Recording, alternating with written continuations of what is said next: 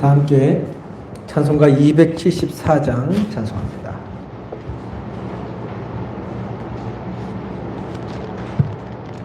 찬송가 274장입니다.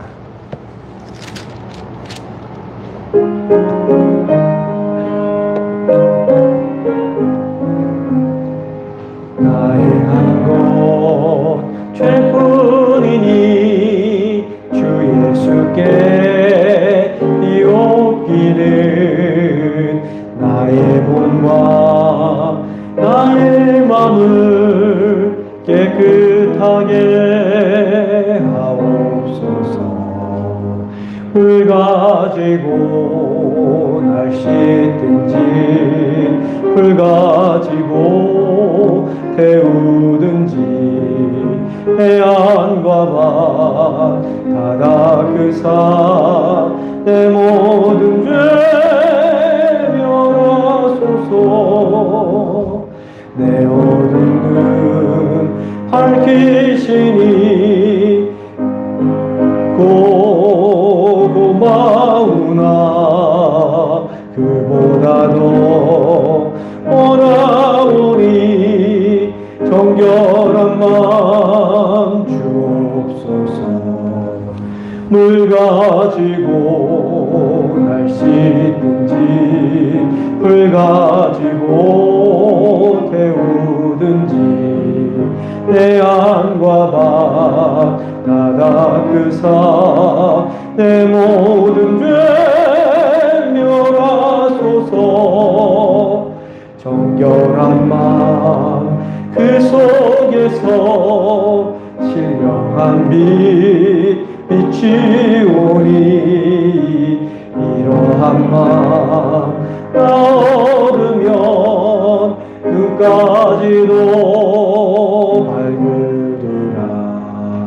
불 가지고 날 씻든지 불 가지고 태우든지 내 안과 바다 그 내 모든 죄 멸하소서.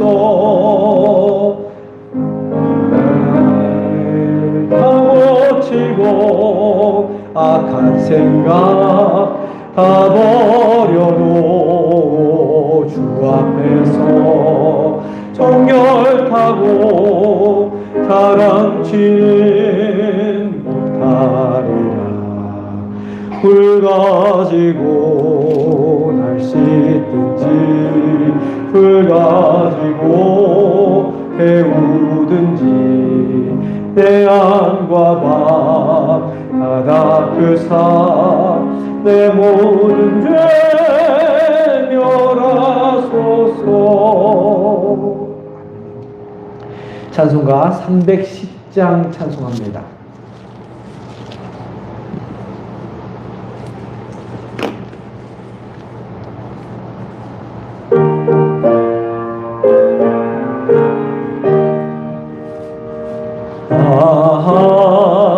하나님의 은혜로 있을 데 없는 자 왜 구속하여 주는지 난 알 수 없도다. 내가 믿고 또 의지하는 내 모든 형편 아시는 주님 늘 보호해 주실 것을 나는 확실히 아네. 왜 내게 굳센 믿음과 또 복음 주셔서 내 마음이 항상 편한지 난 알 수 없도다. 내가 믿고 또 의지하는 내 모든 형편 아시는 주님 늘 보호해 주실 것을 나는 확실히 아네. 왜 내게 성령 주셔서 내 마음 감동해 주 예수 믿게 하는지 난 알 수 없도다. 내가 믿고 또 의지함은 내 모든 형편 아시는 주님 늘 도와주실 것을 나는 확실히 아네. 주 언제 강림하실지 혹밤에 혹낮에 또 주님 만날 그것도 난 알 수 없도다. 내가 믿고 또 의지함은 내 모든 형편 아시는 주님 늘 보호해 주실 것을 나는 확실히 아네.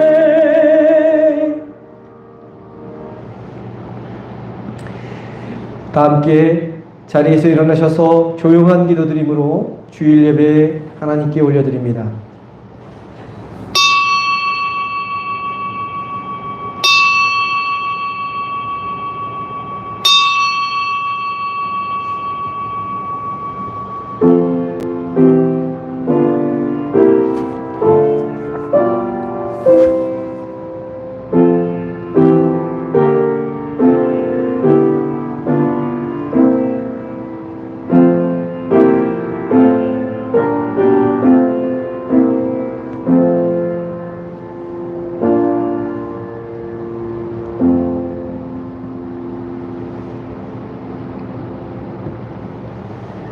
너희는 이전 일을 기억하지 말며 옛날 일을 생각하지 말라. 보라, 내가 새 일을 행하리니 이제 나타낼 것이라. 너희가 그것을 알지 못하겠느냐? 반드시 내가 광야의 길을 사막에 강을 내리니 이 백성은 내가 나를 위하여 지었나니 나를 찬송하게 하려 함이니라. 아멘.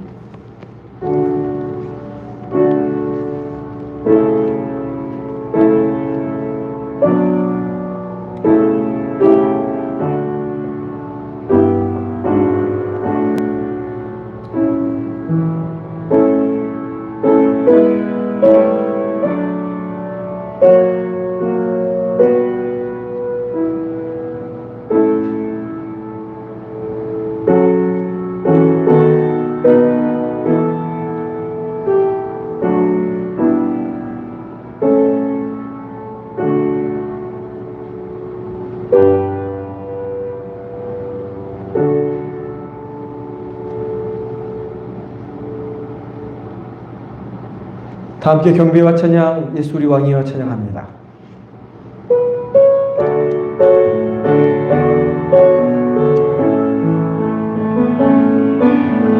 예수 우리 왕이여 이곳에 오소서. 보좌로 주여 임하사 찬양을 받아 주소서. 주님을 찬양하오니 주님을 경배하오니 왕이신 예수여 오셔서 좌정하사 다스리. 우리 두 손 들고 찬양합니다. 예수 우리 왕이여. 예수 우리 왕이여 이곳에 오소서. 보좌로 주여 임하사 찬양을 받아 주소서. 주님을 찬양하오니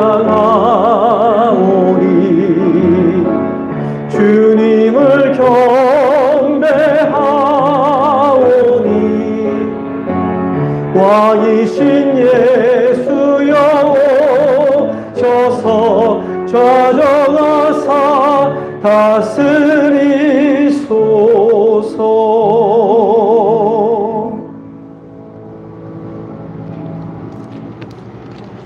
교동문 94번 새해 두 번째 주 말씀 함께 봅니다.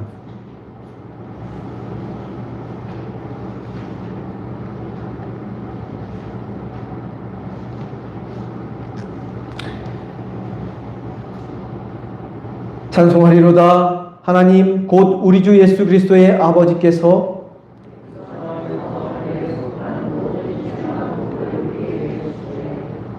곧 창세전에 그리스도 안에서 우리를 택하사 우리를 사랑 안에서 그 앞에 거룩하고 흠이 없게 하시려고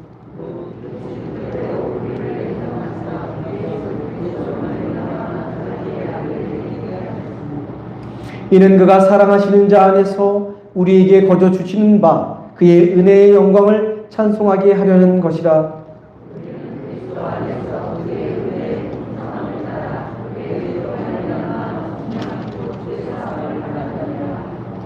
이는 그가 모든 지혜와 총명을 우리에게 넘치게 하사 그 뜻의 비밀을 우리에게 알리신 것이요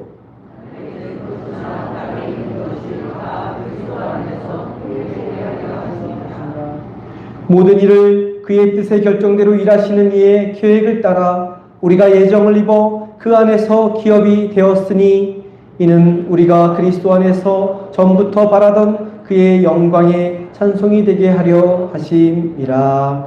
아멘. 사도신경으로 신앙 고백드립니다.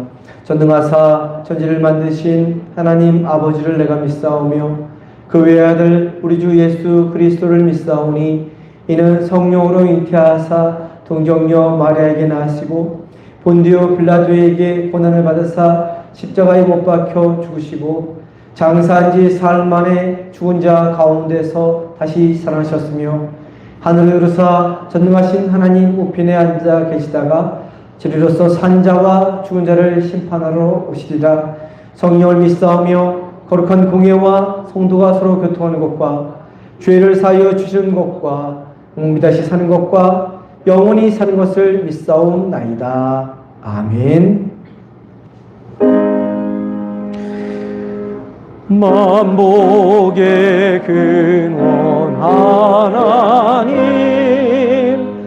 온 백성 찬송 드리고 저 천사여 찬송하세.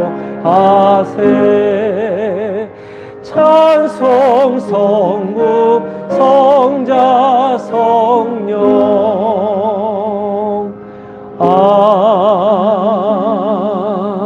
아멘. 자리에 앉아 주시기 바랍니다. 김지혁 권사님 나오셔서 대표하여 기도해 주시겠습니다.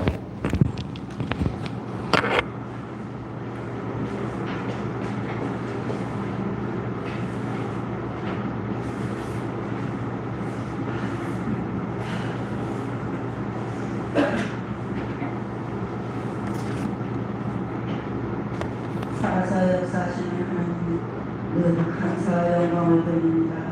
저희들 부족하고 연약한 가운데서 이렇게 불러주시고 주의를 지키게 하여 주심을 또한 감사하고 감사합니다. 부족한 저를 이 자리에 서게 하신 하나님, 부족한 죄인이지만 하나님 불러주심을 또한 감사합니다. 고맙고 감사하신 하나님 아버지, 우리의 삶에 늘 하나님께서 주장하여 주시고 우리 삼위교인 한 사람 한 사람을 기억하여 주시고 영육간을 강건함으로 불러주시고 2021년도에는 보다 밝고 건강한 삼위교회가 될 수 있도록 하나님 도와주시옵소서. 서로 협력하여 손을 이루어가는 삼위교회가 될 수 있도록 하나님 도와주시고 이 교회가 밝고 건강한 교회요 소문난 교회요 아름다운 교회로 이끌어 주시옵소서. 많은 일꾼을 삼위교회를 보내주시옵시고 많은 사람들을 이 소문난 교회로 몰려올 수 있는 교회가 될 수 있도록 하나님께서 도우시고 인도하여 주시옵소서. 고맙고 감사하신 하나님, 이제 병원에서 입원하고 계시는 우리 성도님이 계십니다. 하나님께서 이를 기억하여 주시고 같은 은혜로 내려주셔서 그 마음속에 하나님을 영접하고 찬양하며 영광 드리는 우리 성도가 될 수 있도록 하나님 도와주시옵소서. 고맙고 감사하신 하나님, 우리 코로나로 인해서 저희들 너무나도 힘들고 지친 가운데 있습니다. 하나님께서 돌봐주시고 아픈 자를 고통 중에서 이기게 하여 주시고 이제 마지막 때 너무나도 힘든 가운데 있습니다. 하나님 아버지, 저희들에게 힘과 믿음을 주시고 영육간을 강건함으로 붙들어 주셔서 모든 것을 하나님 안에서 살아갈 수 있도록 하나님 도와주시옵소서. 택한 백성은 자루나 우루나 지치지 않는다 하셨습니다. 하나님 아버지, 저희들을 택하셨으니 우리 삼위교회 한 사람 한 사람을 기억하여 주시고 사랑으로 은혜로 입혀주셔서 더 분발하는 삼위교회 되게 도와주시고 2021년도에는 보다 밝고 건강한 삼위교인이 될 수 있도록 하나님께서 도우시고 인도하여 주시옵소서. 또한 단위에 세우신 우리 주의 사장님을 기억하여 주시고 처음과 나중에 더 창대하게 하셔서 모든 것을 맡은 바 의무를 충실히 이행하시는 주의 사장님이 될 수 있도록 하나님 도와주시고 말씀을 전하실 때에는 능력의 말씀이요 생명의 말씀으로 전하시는 귀한 사장님이 될 수 있도록 하나님께서 도와주시옵소서. 그 과정도 하나님께서 기억하여 주시고 늘 성령 충만 말씀 충만한 가정으로 우리 삼위교회를 이끌어 나갈 때 부족함이 없는 우리 가정이 될 수 있도록 하나님 도와주시옵소서.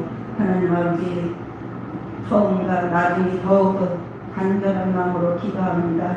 우리 교회가 더욱 부흥하며 아름다운 교회로 삼아주시고 이 시간 하나님께 감사드리며 예수 그리스도 이름으로 간절히 기도드리옵나이다. 아멘.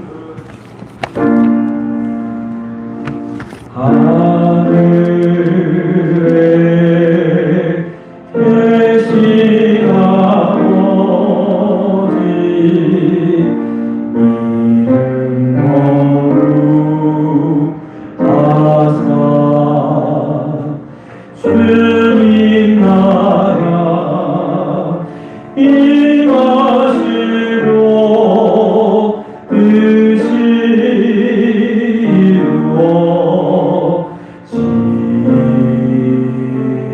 이루어지이다.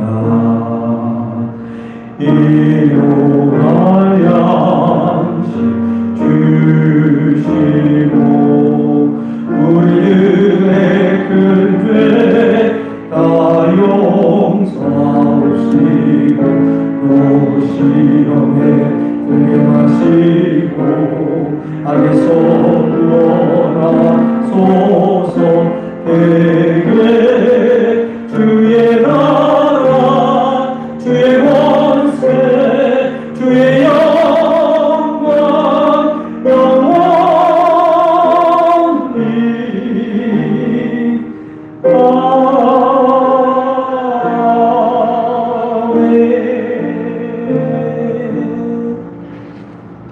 이 시간에 준비하신 예물 하나님께 봉헌 올리겠습니다.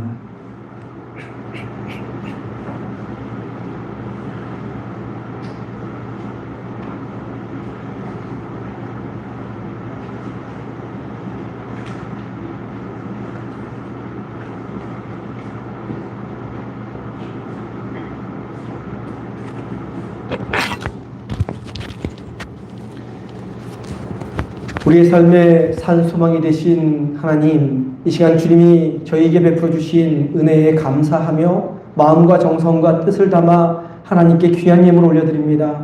기쁘게 흠양하여 주시고 이 예물이 하나님 나라를 위하여 거룩하게 복되게 사용되어지는 예물 되게 하여 주옵소서.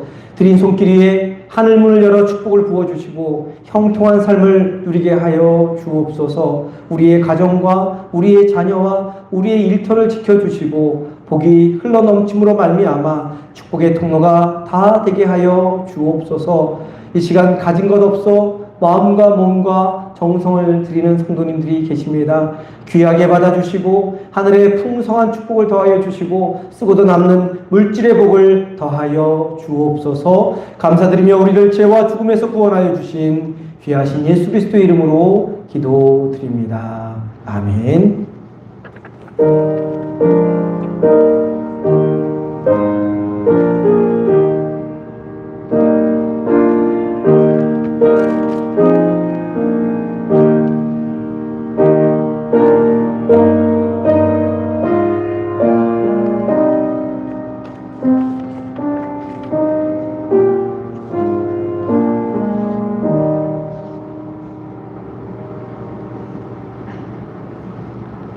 네, 복된 주일 성전에 나오신 성도님들을 환영하고 축복합니다. 우리 옆에 계신 분들과 앞뒤에 계신 분들과 인사합니다. 사랑합니다. 축복합니다. 새해 인사 다시 합니다. 새해 복 많이 받으세요. 새해 첫 주인데 우리 축복하며 서로를 찬양하며 축복합니다. 하나님께서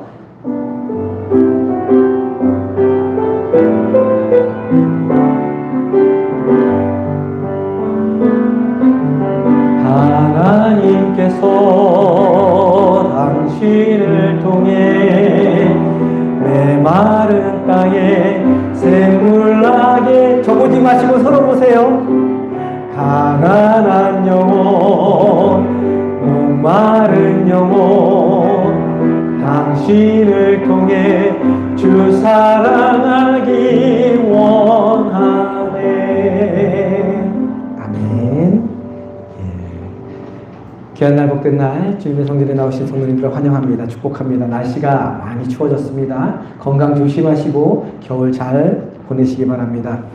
코로나 바이러스 계속 어렵고 힘들게 하는데 잘 이겨내시고 걸리지 않도록 각별히 건강 조심하시기 바랍니다. 예배 후에는 기획위원회로 모입니다. 기획위원회 되신 분들은 차량 운행한 후에 한 10분 정도 후에 모이도록 하겠습니다. 바로 안 모이고요. 10분만 좀 기다려 주셨다가 같이 10분 후에 모이도록 하겠습니다.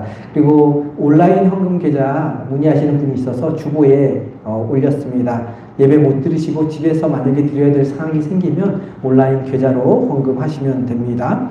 루디아 여성교회 돌아오는 주 토요일 1월 9일이죠. 1월 9일 청소가 10시에 있고요. 청소하신 후에 원래회가 있다고 합니다. 루디아 여성교회 회원 되시는 분들은 다 참여해 주시기를 바랍니다. 그리고 이제 성탄절 끝나고 이제 주연절이 곧 돌아오는데 다음 주가 주연절인데요.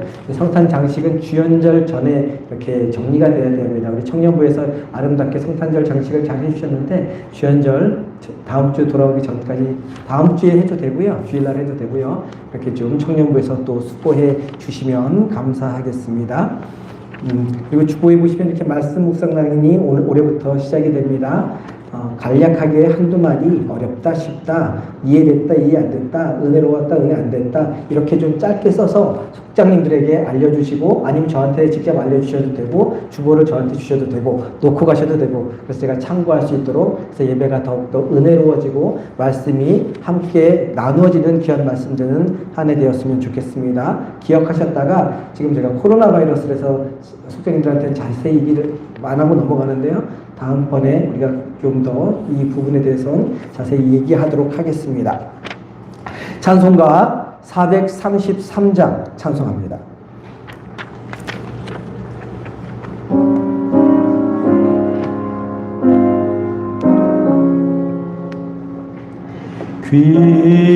귀하신 주여 날 붙드사 주께로 날마다 더 가까이 저 하늘나라 나 올라가 구주의 품 안에 늘 안기어 영생의 복 받기 원합니다.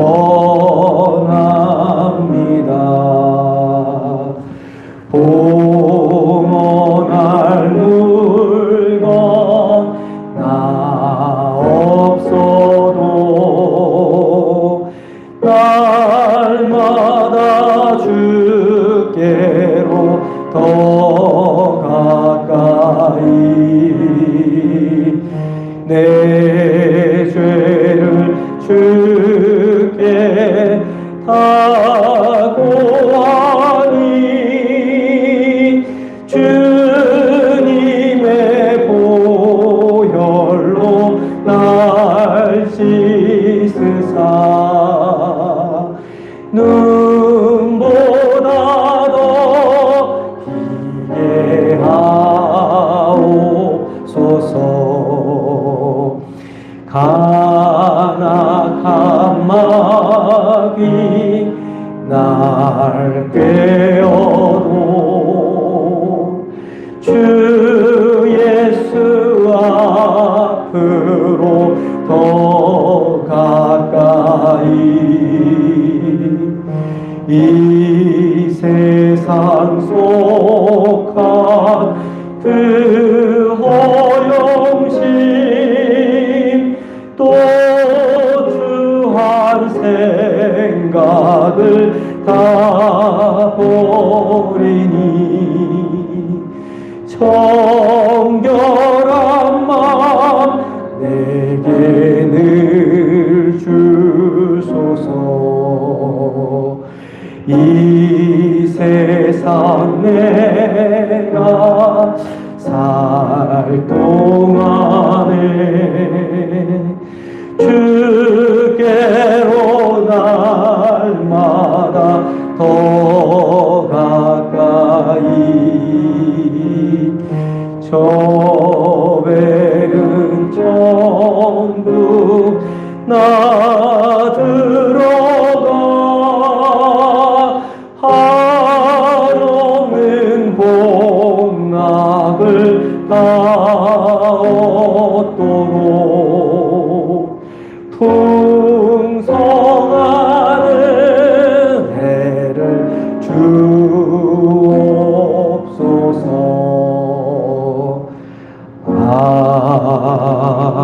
아멘. 새해 첫날 첫 주 우리에게 주시는 하나님의 말씀은 에베소서 1장 1절부터 2절까지 말씀입니다. 신약성경 310면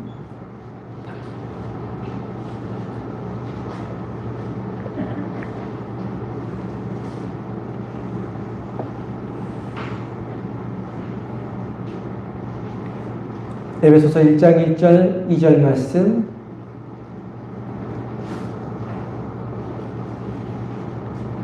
한 목소리로 함께 봅니다. 하나님의 뜻으로 말미암아 그리스도 예수의 사도된 바울은 에베소에 있는 성도들과 그리스도 예수 안에 있는 신실한 자들에게 편지하노니 하나님 우리 아버지와 주 예수 그리스도로부터 은혜와 평강이 너희에게 있을지어다. 아멘. 잠시 기도합니다. 귀하신 주님, 거룩한 주일 저희들을 불러주시고 새해 첫 주 주님의 성전에서 주님의 귀한 말씀 함께 나누게 하시니 감사합니다. 올해부터 에베소서의 말씀을 가지고 함께 나누려고 합니다. 저희들에게 지혜를 주시고 말씀을 통하여 들려주시는 귀한 생명의 음성 듣게 하시고 그 음성으로 올 2021년도는 더욱더 새로워지고 더욱더 강건해지고 더욱더 주님 안에서 성장하고 성숙해져가는 저희 모두가 되게 인도하여 주옵소서. 귀하신 예수 그리스도의 이름으로 기도드립니다. 아멘. 2021년 새해 첫 주를 맞이했습니다. 올해 교회표는 주보에 나와 있는 대로 뭡니까? 그리스도의 몸을 이루어가는 교회. 에베소서 1장 23절 말씀을 통한 표를 이렇게 잡고 올 한 해 에베소서의 말씀을 살펴보면서 함께 은혜를 나누려고 합니다. 6장밖에 안 되는 짧은 장이지만 깊이 있는 내용입니다. 사도 바울이 로마 감옥에 갇혀서 에베소 교회를 향한 말씀이 담겨있는 그러한 내용입니다. 그런데 제가 이 에베소서의 말씀을 선택한 이유가 있습니다. 원래는 작년에 기도하면서 사무엘 하서 말씀 계속해서 보려고 하다가 올해 에베소서의 말씀을 먼저 봐야겠다라는 그러한 기도하는 가운데 그런 마음을 주셔서 에베소서의 말씀을 선택했는데요. 그 이유가 있습니다. 올해로 제가 상립교회에 부임한 지 횟수로 6년째 됩니다. 참 빠르죠? 네, 벌써 6년이 됐습니다. 작년 코로나 바이러스로 인해서 어려움을 겪었지만, 교회가 어려움을 겪었지만, 그럼에도 불구하고 해마다 재정이나 인원이 조금씩 증가해서 양적인 성장을 이루었습니다. 성도님들은 매주 함께 모여서 예배를 드리면서 늘 똑같다라고 생각하실지 모르지만 외부 사람들에게 전화를 받으면 꼭 저에게 해주시는 말씀이 있습니다. 집으로 이제 핸드폰이 아니라 집으로 교회로 전화를 걸려오거든요. 그러면서 꼭 해주시는 말씀이 있습니다.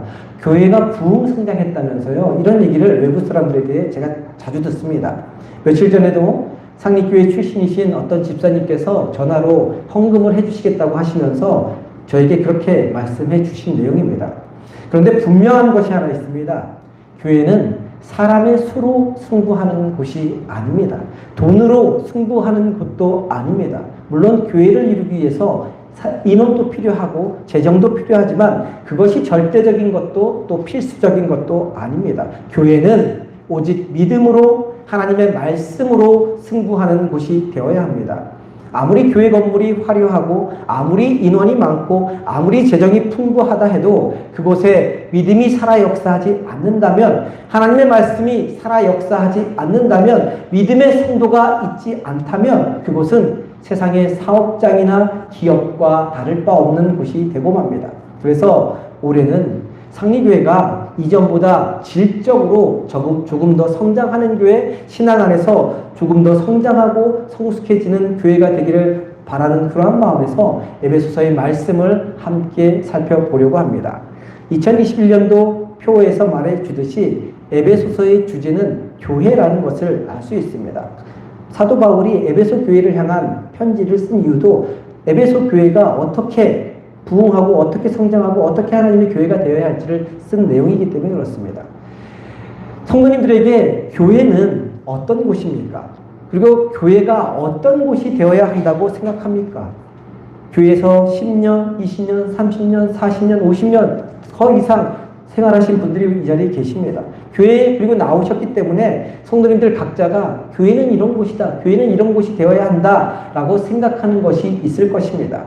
근데 성경에서는 교회를 헬라어로 이렇게 표기합니다. 에클레시아라는 단어로 교회를 표기하는데, 이 에클레시아라는 단어의 뜻은 엑스라고 해서 밖으로, 클레오라고 해서 불러낸다라는 뜻입니다. 그러니까 에클레시아 뜻은 밖으로 불러낸 자, 밖으로 불러낸 사람이라는 뜻을 가지고 있습니다. 그러니까 교회는 집 밖으로, 세상 밖으로 불러낸 자들의 모임, 그것을 교회라고 가리키는 것입니다. 우리는 오늘 집 밖으로 다 나오셨습니다. 왜 나오셨습니까? 하나님이 우리를 부르셨기 때문에 집 밖으로 나오셔서 여기 지금 한 자리에 모여 있는 것입니다. 하나님의 부르심을 받아 집 밖으로 나와 한 자리에 모여 있는 이 모임 자체가, 이 건물이 아니라 이 모임 자체가 교회가 되는 것입니다. 또한 고린도전서 1장 2절 말씀을 보면요, 교회가 건물이 아니라 사람이라는 것을 정확하게 알려주고 있습니다. 우리 고린도전서 1장 2절 말씀 PPT를 통해서 함께 한 목소리로 봅니다.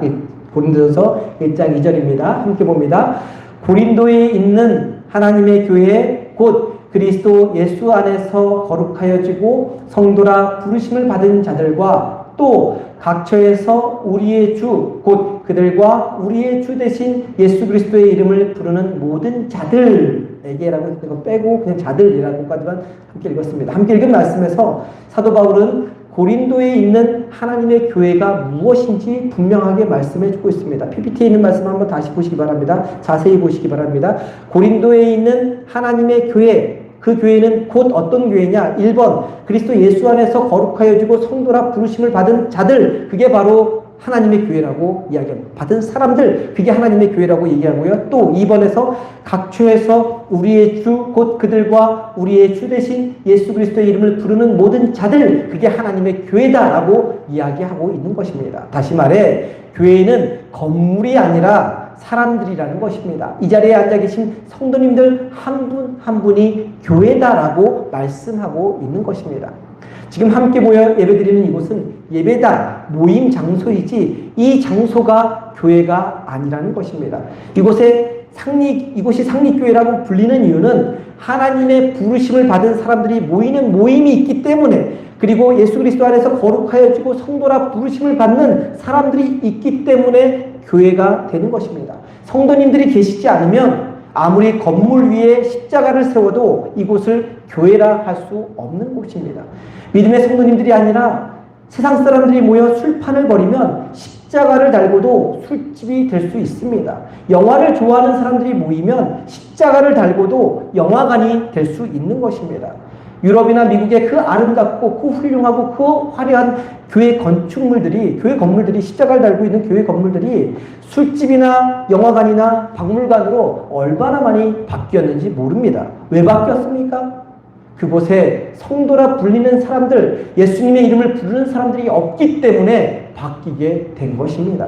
그렇기 때문에 교회는 우리가 앉아있는 이 건물 자체가 교회가 아니라 이 자리에 계신 성도님 한 분 한 분이 교회라는 것입니다. 성도님들이 모였기 때문에 교회가 되는 것입니다.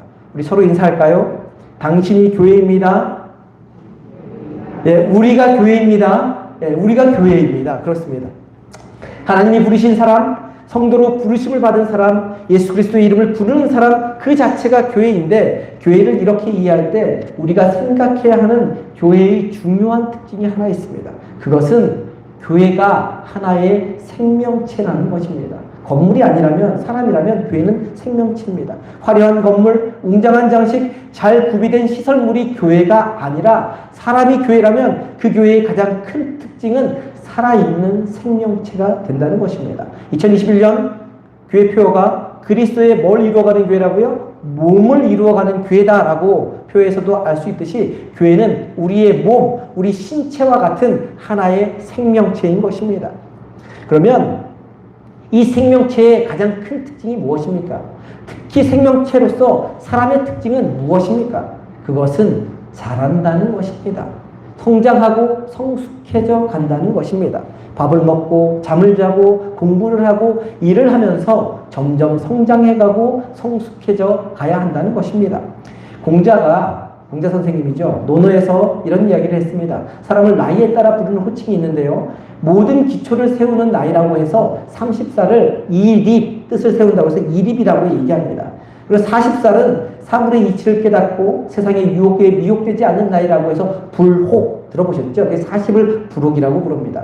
제가 올해 50살인데 50살은 하늘과 땅의 뜻을 아는 나이라고 해서 지천명이라고 이야기합니다.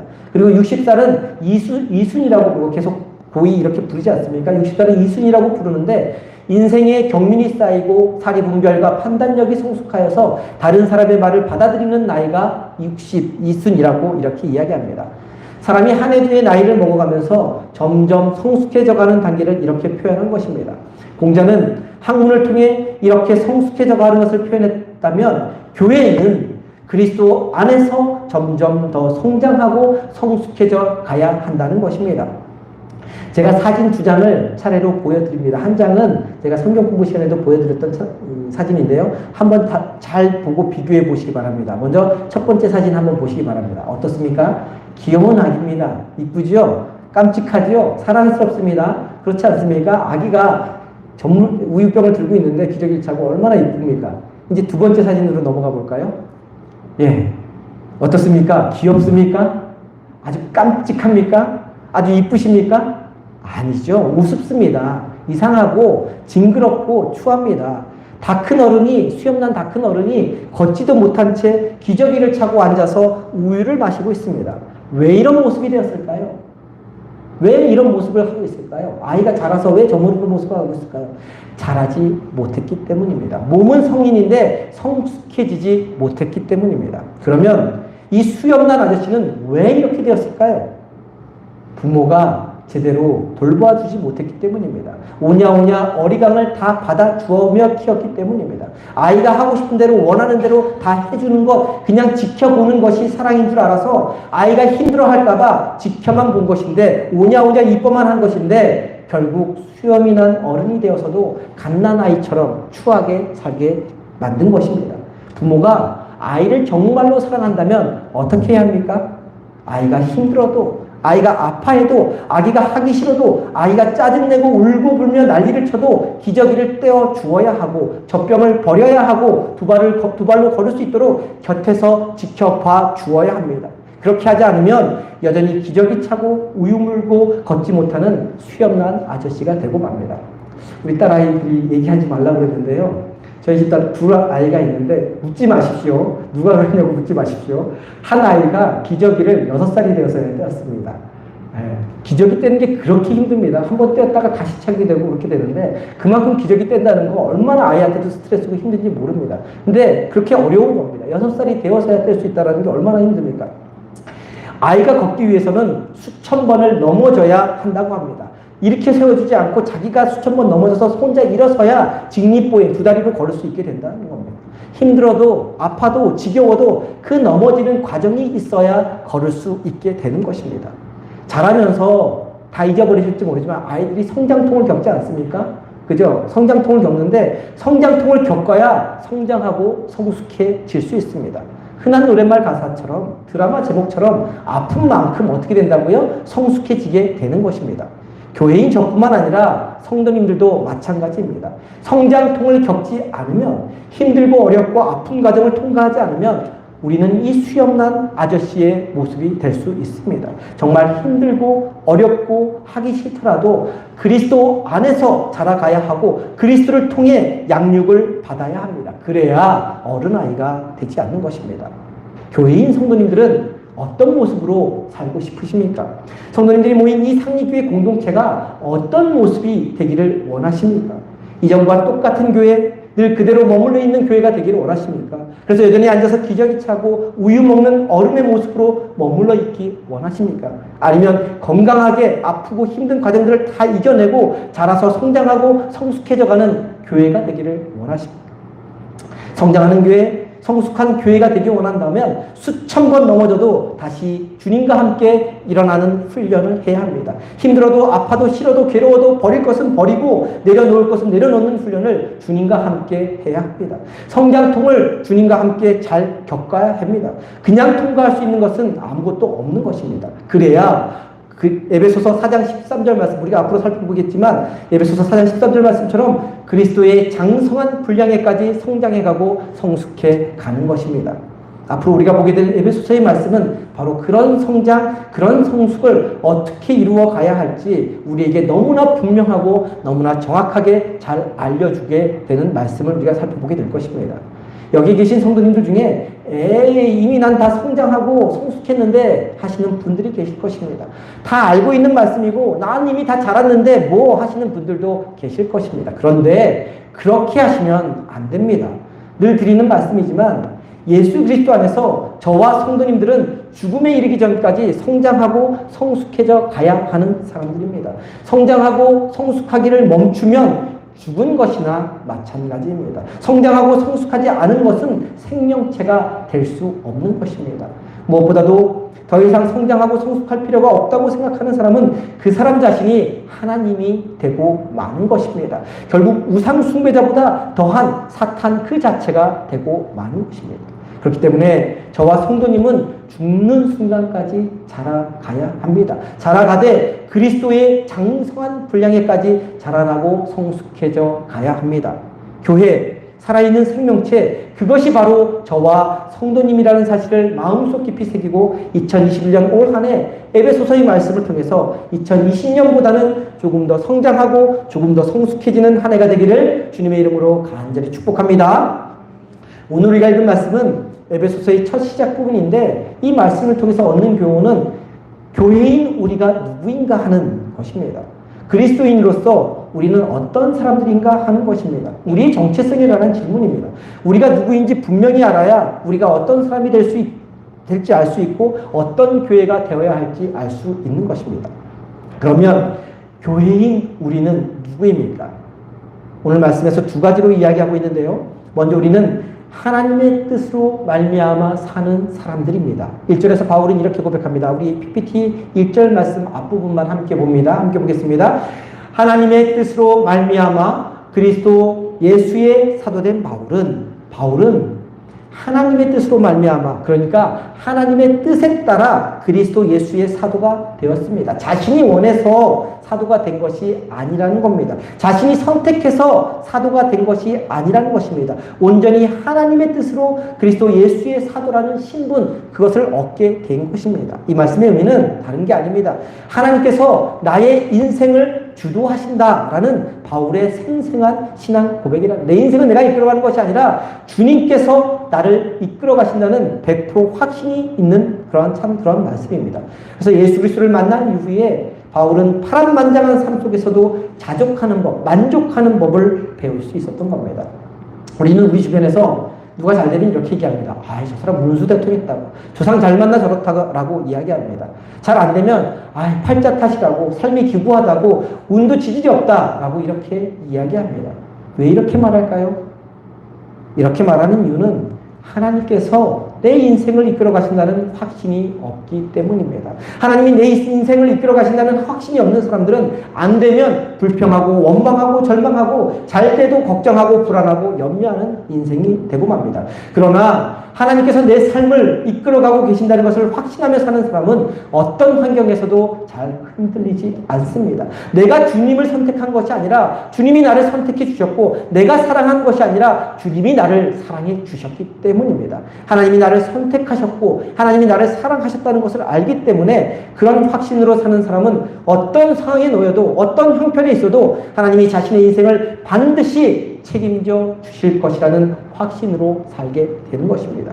그러니까 하나님이 내 삶을 이끌어가고 계신다는 확신이 있다면, 내가 사망의 음침한 골짜기에 있다 할지라도, 내가 중병으로, 죽을 병으로 깊이 신음하며 지내고 있다 할지라도, 사망이 꽉 막힌 상황에 처해 있다 할지라도 하나님이 나의 지금의 삶과 앞으로의 삶, 그리고 죽음 이후의 삶까지 반드시 책임져 주실 것이라는 믿음으로 살기 때문에 크게 흔들리거나 요동치지 않는 삶, 주어진 상황과 형편과 처지에 일희일비하지 않는 그러한 삶을 살게 되는 것입니다.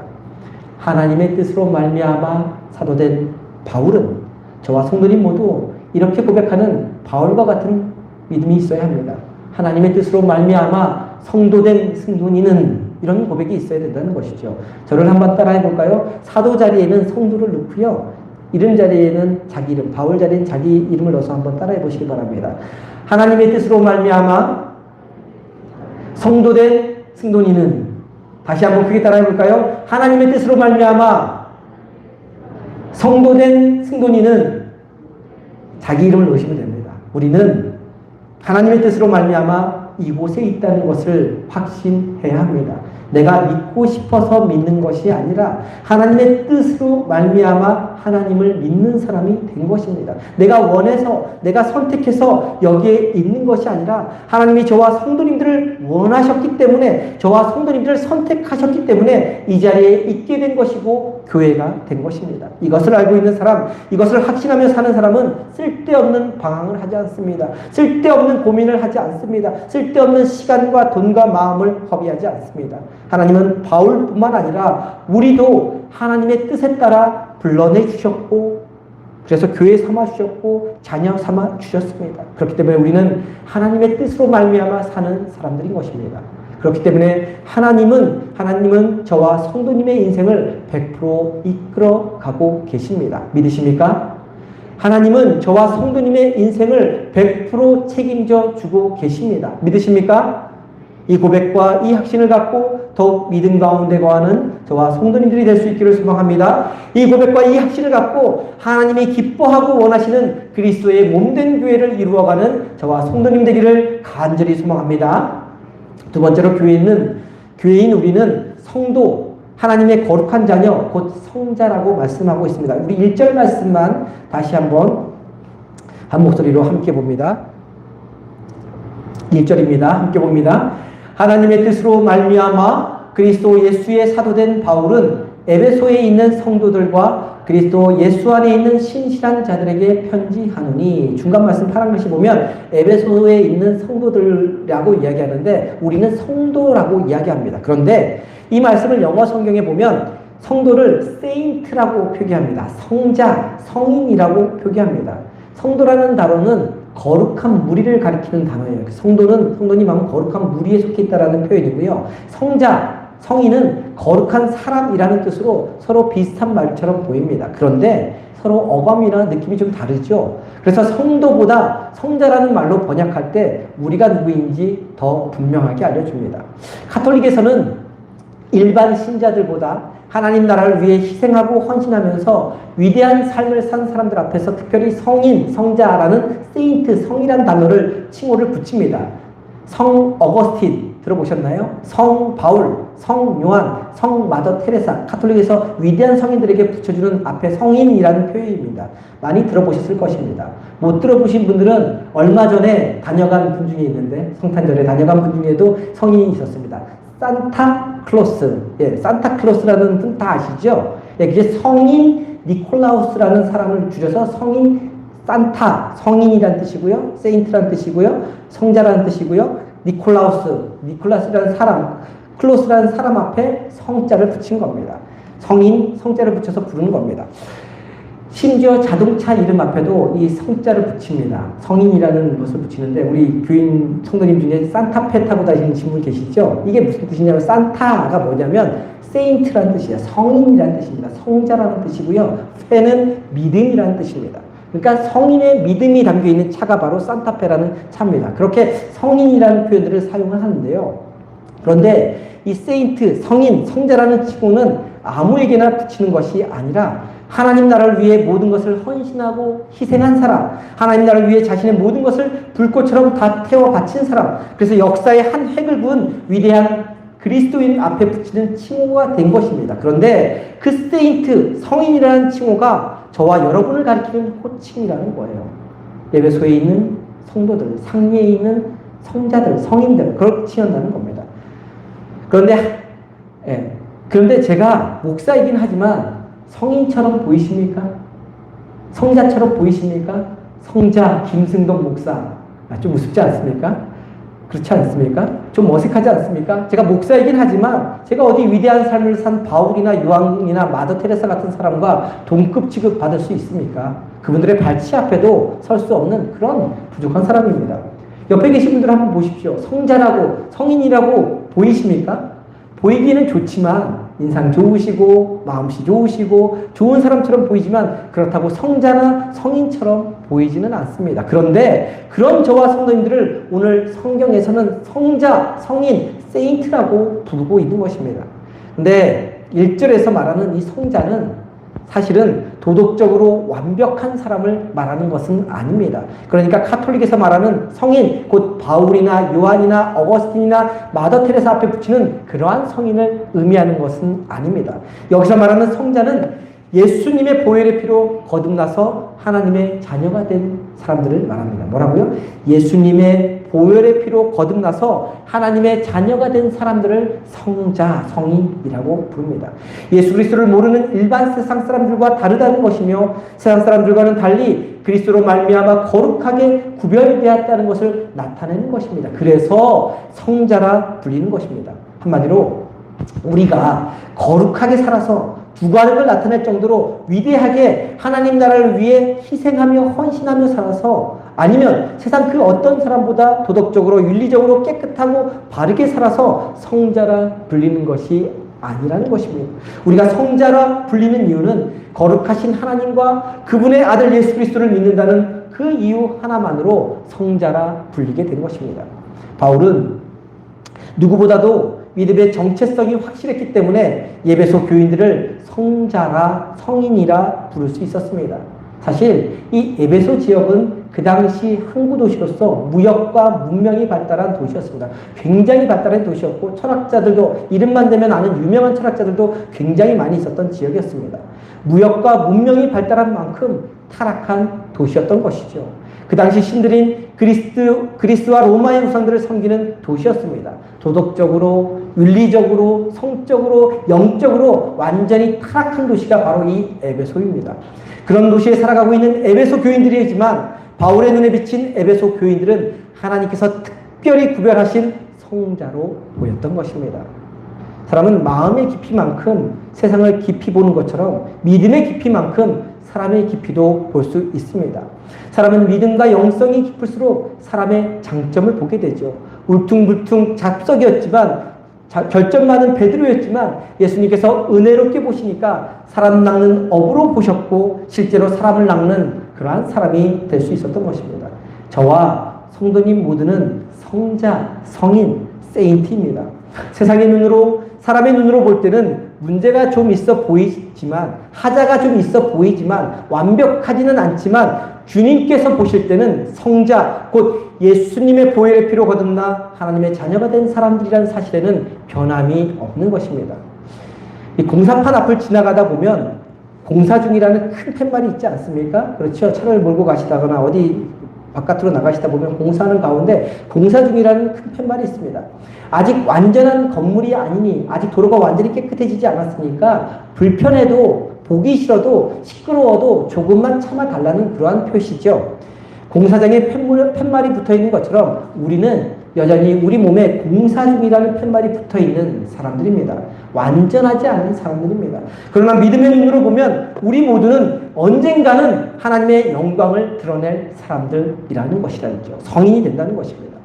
지저분하고 시끄럽고 먼지 날리고 불편하게 했던 공사판 현장, 얼마 전까지도 이 상리 도로 하수 공사하느라고 얼마나 힘들었습니까?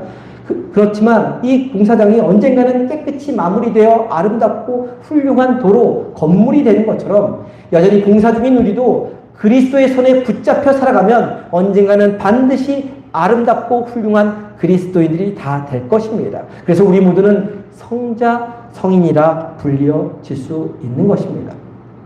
사실 우리가 믿는다고 하면서도, 하나님을 따른다고 하면서도 나는 성자다, 나는 하나님의 거룩한 자녀요, 하나님이 택하신 백성이다 라는 의식이 없으니까 우리 자신의 교회임에도 불구하고 우리 입술의 말이 거칠어지는 것입니다. 교회인 우리 머릿속의 생각이 천박해지는 것입니다. 그리스도의 몸을 이루어야 가는 교회인 우리가 자기 마음대로, 자기 하고 싶은 대로 세상 사람들처럼 사는 것입니다. 성장하지 못하고, 성숙하지 못하고, 수염난 아저씨가 기저귀도 떼지 못하고, 걷지도 못한 채 우유병을 들고 있는 어른아이처럼 살게 되는 것입니다. 그렇기 때문에 우리는 예수님의 보혈의 피로 깨끗해진 성자임을 한순간도 잊고 살아서는 안 되는 것입니다. 지금은 공사 중에 있지만 그리스도 안에서 그리스도와 함께 아름답고 귀하게 거룩한 사람이 되어가야 한다는 것을 한시도 잊어서는 안 된다는 것입니다.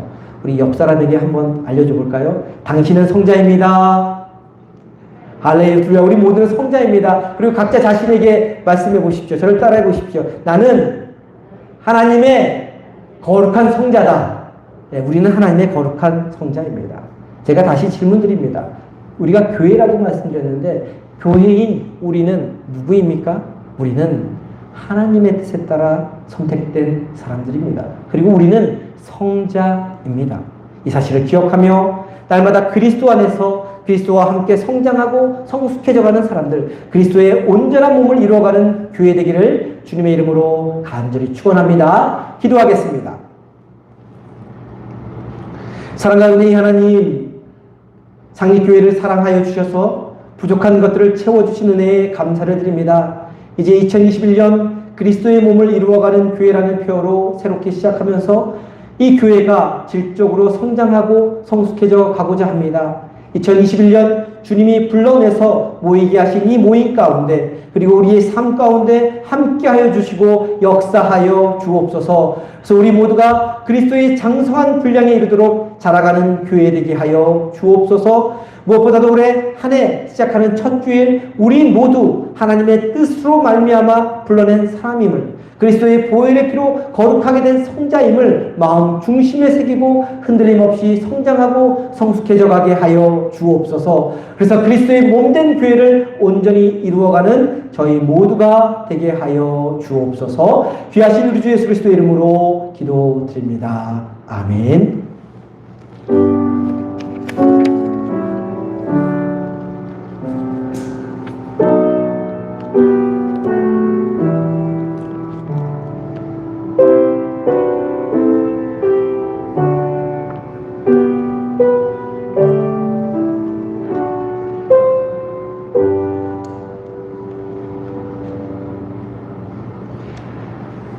다 함께 자리에서 일어나셔서 찬송가 436장 찬송합니다.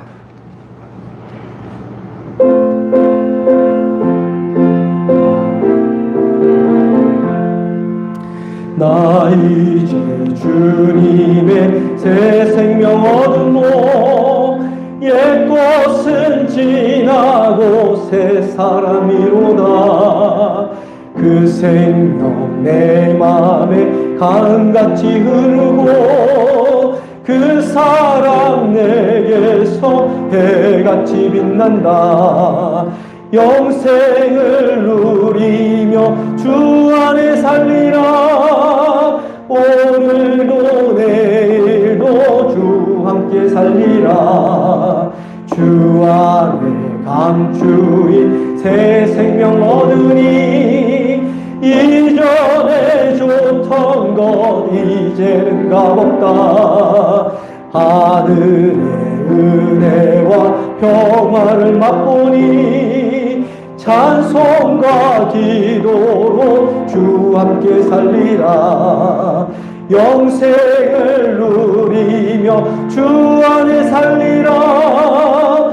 오늘도 내일도 주 함께 살리라.